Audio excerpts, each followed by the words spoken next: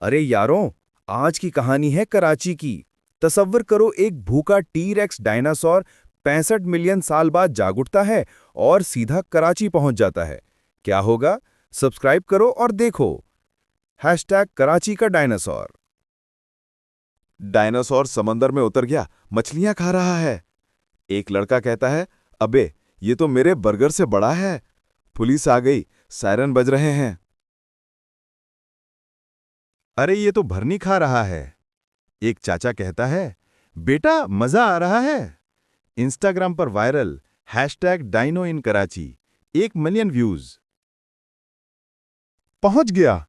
शेर, बंदर सब डर गए। एक बंदर, भाई तू तो बॉस है। डायनासोर हंसता है, रार। मेयर साहब, ये क्या हो रहा है? डायनो को पकड़ो। अफसर, सर वो तो टिकटॉक स्टार बन गया। इम्प्रेस मार्केट, डायनोसार शलवार कमीज पहनता है।